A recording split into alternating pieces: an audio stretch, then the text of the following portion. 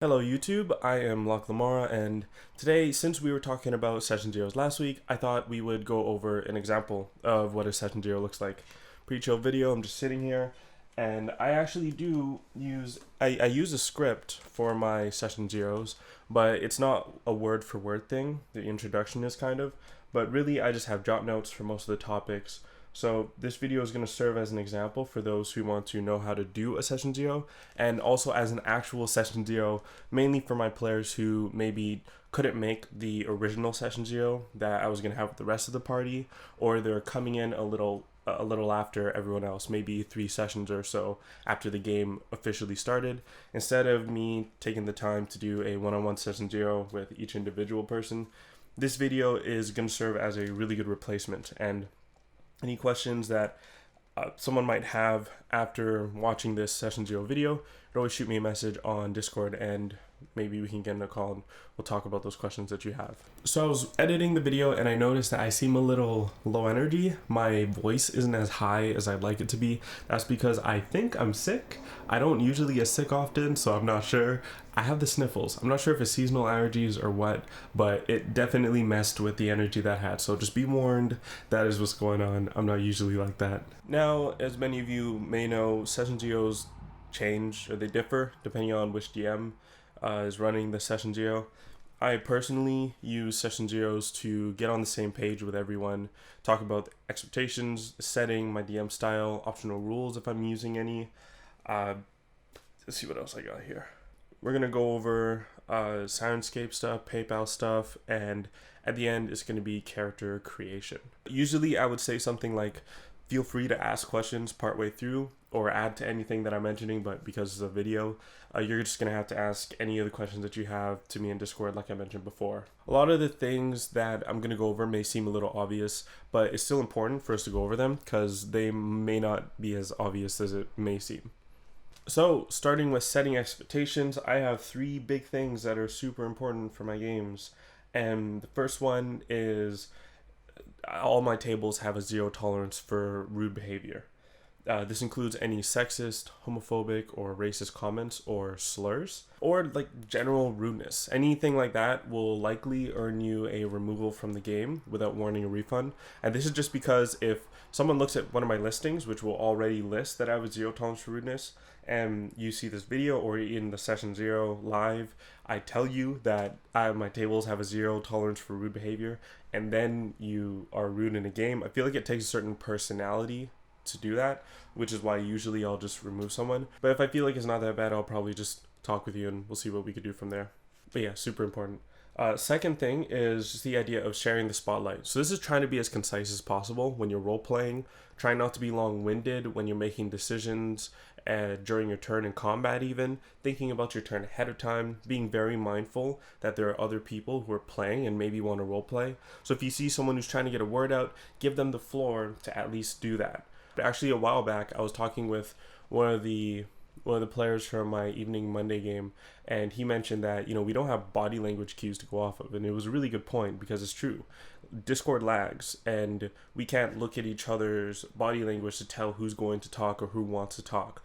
So it's probably inevitable that someone's going to get cut off, but if we could try to not make that happen, I think we'll have a better flow for the game and everyone will feel like they're getting a chance to play. So the third thing is punctuality, and that's just being on time for the sessions, and if you're not going to make it there, letting me know ahead of time that you're not going to be there. At least I prefer 24 hours heads up. Aside from emergency situations, if you're still not able to make a session, I'm probably going to issue a warning, and if attendance still doesn't improve from there, I'll probably ask you to retire your character. And I'm having to be a real stickler for this one because I've personally experienced when I'm running games that the health plummets or players may leave because the game isn't consistent enough. Yeah, I can make sure that I'm there, but if I don't communicate properly to everyone that you need to be there or you need to communicate ahead of time, that really sucks for the players who actually do maneuver around their schedules to make sure that they make it to the sessions. Especially if they're taking a double shift, they're really doing some gymnastics to make sure they're there for the game, and then there's no game, or someone puts in a message the day of, that really sucks. So I am pretty hard on that just to protect those players who do make the effort to make to the game. My games tend to run 3 hours, 3.5 hours, around there. Around the 3 hour mark, I'll probably look for a sensible place to end the game and continue off next week. Halfway into the game, we do take a 10-minute break for people to go take a leak, get a snack, whatever. I do expect that people are going to be diligent in taking their notes. I am the type of DM that does run the game by the rules. If there are any changes to the rules, then I'll discuss it with everyone during the option rules, seeing how we could change the system to better suit our preferences. But outside of those changes, I do run the game by the rules. So I expect that, people are going to be paying attention to their weight if they're playing 5e, or their bulk if they're playing Pathfinder 2nd edition, and taking care of that before the game starts, so that we don't have to spend time in game messing with the pacing to actually sort all that stuff out. When you get an item, or when you're transferring an item from you to another player, etc., mark it down. I'd rather not hear, it should be there because we did this and that. If it should be there, it should be on your character sheet. You know what I mean? So that is one thing I do expect, that everyone's going to take proper notes, especially for NPCs. Like, if you meet an NPC and you didn't write down their name, and you're going to ask me like, hey, what's the name of that one NPC that we met a few weeks ago? And I'm having to look through my huge notes to go find the name of that one NPC when you could just have them on your sheet. And if it's not on your sheet, I'm just going to say it's not there, that you don't have it, because it should be there. So on the topic of metagaming, which is basically for newer people who don't know what metagaming is, it's essentially when someone acts outside of the knowledge of their characters. So they know that there is maybe a discussion or a fight happening 3 doors down in the inn where the party is staying in the middle of the night, but their character is sleeping.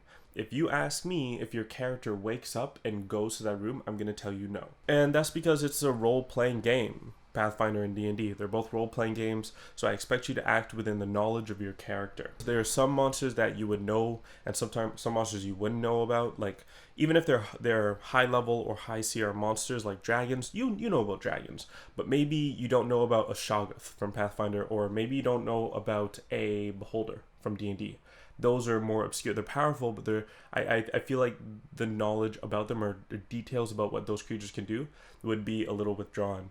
For monsters that are level 3 or lower, or CR 3 or lower, I could say our characters probably know about them. Maybe not in details, you'll probably still have to do some rolls, but sure, yeah, you know what an owlbear is, you know what a giant spider is, you know what skeletons are, zombies, stuff like that. Anything higher than that, you're going to have to do some rolls though. And the last thing that I want to mention about metagaming is just when you're planning with your party, I don't mind if you guys strategize during combat, as long as whose ever turn it is, they get to have their word when they want to say something.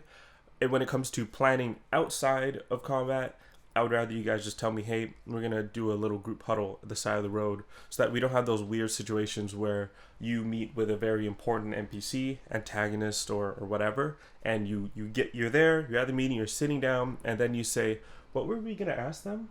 Don't do that. just get it settled beforehand, and then keep the flow of the game going. So as far as rolling goes, there are two things. Basically, if you make any rolls to search or investigate a room, what have you, or maybe recall lore, do a knowledge check, and other players want to do something as well, they can let me know, or I'll ask everyone, hey, does anyone else want to make any checks to gather information about this or whatever? If everyone says no, but then they ask if they can roll after they see their party member rolls a natural 3, I'm going to tell them no, they can't roll anymore. And that's just because I don't really see their characters looking at their party member search a room for 15 to 30 minutes, and then when they come back and say they can't find anything, then they say, yeah, you know what, let me give it a try. That's really weird to me. So if you were going to do something then, you should do it then. In general, I also don't count any rolls that I haven't asked for. Sometimes I've noticed players will just say, hey, I want to roll this, and then they roll it, and I'm just there like, I don't think it would have been that roll. It's usually a simple situation where you could just change the modifiers, but sometimes it can get in the way of pacing if like a bunch of people start rolling things, and I'm like, whoa guys, we were going to do this first. I just listen to what you're trying to do, and I'll tell you what roll to make. And if you have an idea of what role that, like, oh, actually I was going for an intimidation, then I'll hear it and I might say, okay, or I might say, actually, no, this is more like this, and here's why. This doesn't count for martial classes like fighters, monks, champions, things like that. If you want to puke out your attack rolls and your damage rolls, go ahead. It'll even help with the flow because I'll be able to describe the sequence of what things look like rather than go one attack at a time. I do a mix of milestones or EXP for a lot of my games. Generally for my Pathfinder games, I do EXP because it's really easy to track that. And I use milestones for 5e.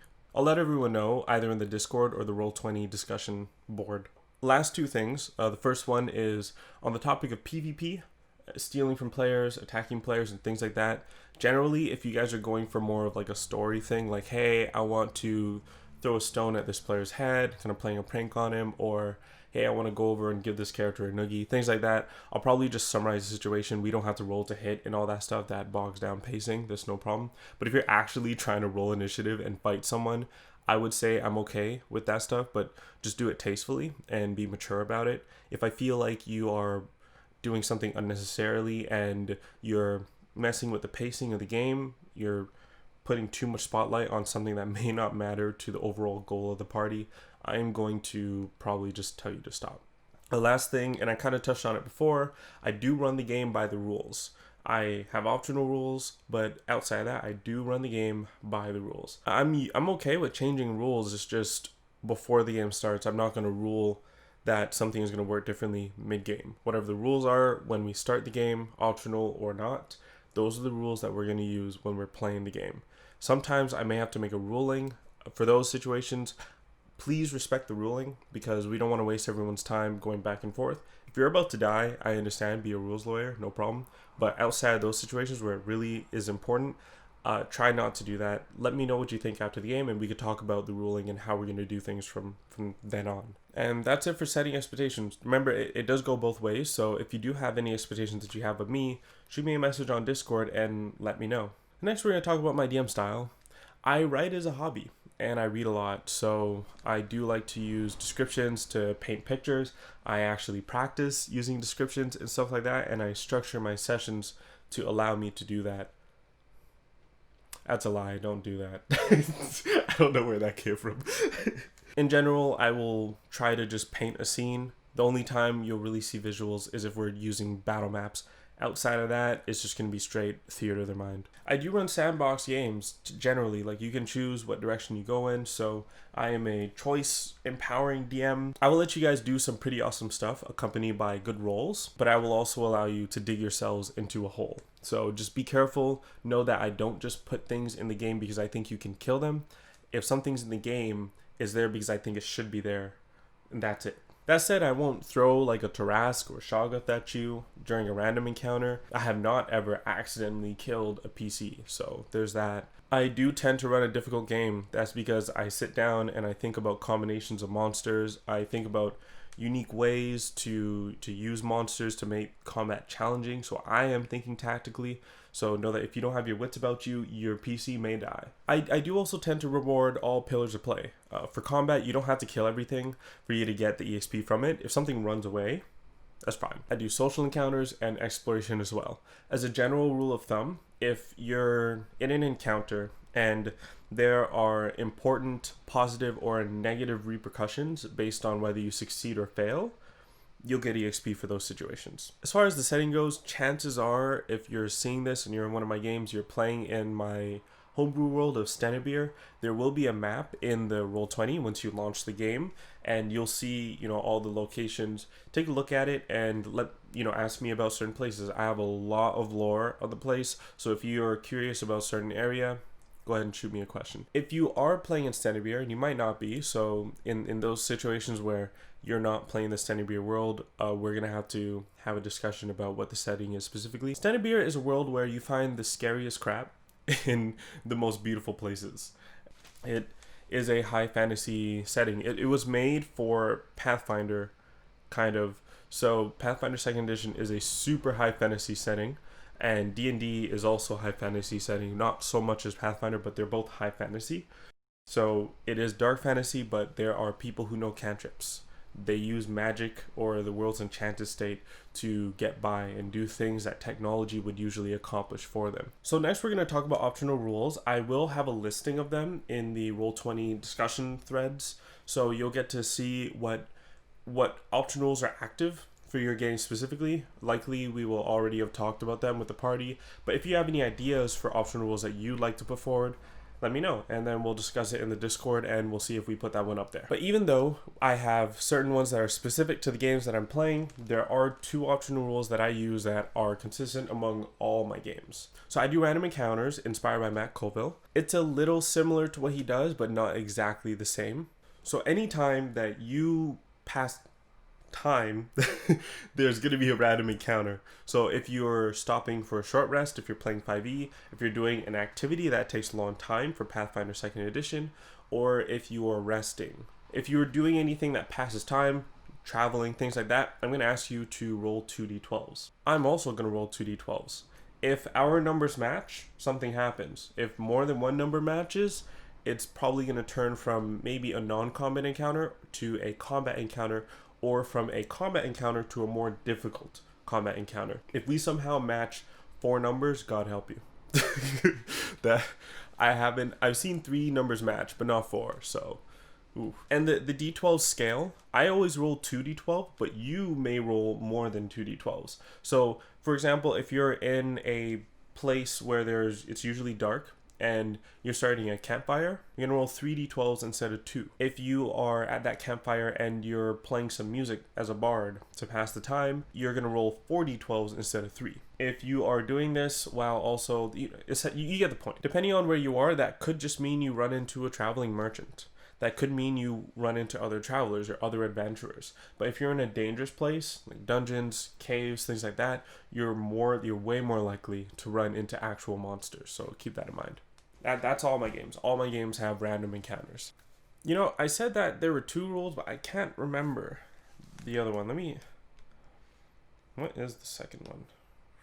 So while current me searches around for the second optional rule that I use in all my games, like an idiot without a script, future me is just going to help him out here and let you guys know that I use sometimes skill challenges. And those are essentially when there is something like a chase or some sort of activity that you guys are doing, trying to navigate through a storm, things like that, where I may ask you guys to look at your sheet, see the skills that you're proficient if you're playing 5e, or at least trained in if you're playing Pathfinder 2nd edition, and I will ask you how you are going to use those skills to help your party overcome the obstacle in your path. That might be look at your skills and see what is going to help you get through this storm. That could be look at your skills and see what could help you track down this person that you're chasing across the rooftops. Things like that. That's also inspired by Matt Colville. But yeah, those are the 2 that I use in my games. Back to the video and current me. So moving on, I would like to take a moment to essentially talk about anything that you may encounter in the game that will make you uncomfortable, make you upset, put you off from the game, make you want to stop playing, all that stuff. I mentioned before, anything that's sexist is a no-go. Anything that is homophobic is a no-go. You can be racist in character. Like, you can be a dwarf that hates elves, but if you're a dwarf that hates oriental elves, we have a problem.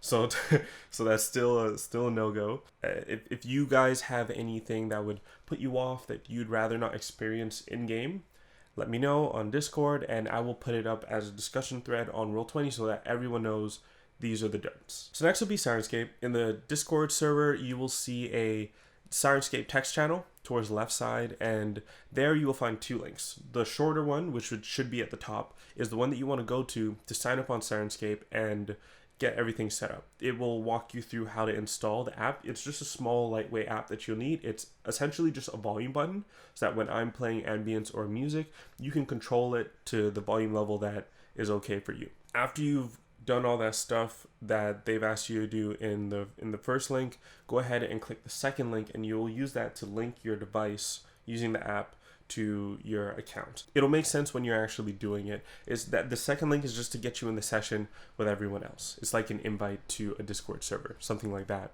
So the PayPal amount for each session should be listed in the listing on Roll20. That amount does not include the likely 70 cents transaction fee that will come along with it. If you play the first game and you feel like the party chemistry isn't for you, you don't enjoy playing with some of the players, you don't enjoy playing in my game, my style isn't something that you're looking for, after all, don't worry about sending anything. You can just leave. Feedback is appreciated, but you don't have to feel like you have to pay for that first game. If you do want to continue playing though, you would then, yes, send the amount for that game that you played. I would suggest doing it along with the payment for the second game so that you don't have to pay double transaction fees. I do also have a podcast coming up, so you're going to also be able to check this channel and see what my games are like, how I run my games. You'll be able to find a link for PayPal in the PayPal text channel in Discord. I'll put it there after the first game is played. So my video disappeared for some reason, so I'm gonna re-record the last bits of this video. It turned out to be a little longer than I thought it would be, a lot longer than I thought it would be, but I should have known because it's session 0. Basically, the PayPal value will get you a good, if I'm doing my job properly, fun and consistent game. It doesn't, however, mean that I'm going to be by Discord like 24/7. I have other games to run. I have the podcast I'm trying to set up for my games. Just a bunch of other stuff that I'm doing, so I may not always be by Discord. I may react immediately, and I may take some time to do that. So just keep that in mind. So this is the part where people talk about the characters, whether they know each other, their backstories, all that stuff. If you're playing PF2, then you would start selecting your ancestry, your background, your class, all that stuff that contributes to your stats in the end. And if you're playing 5e, then you are going to be, in my game, rolling 4d6 and dropping the lowest number, doing that 6 times. And of course, you could assign whatever the results are into whatever stat you want. If you roll 3 stats below 10 or 2 below 8, or if you roll like no stat that is at least a 14, then you can go ahead and re-roll and choose between the two to see which one you want to go with. HP, you can take the average in. All that stuff is for 5e. Outside of that, I would suggest going into the Discord and talking to everyone, asking them what they're playing so that maybe you could fit the party and their composition if that's something you want to do, all that stuff. Anyways, yeah, that's it. My name is Locke Lamora. I do educational D&D and Pathfinder 2nd edition content every Wednesday at 7 p.m. Although this video seems a little long, so this one will probably be up by 7:30. We'll see.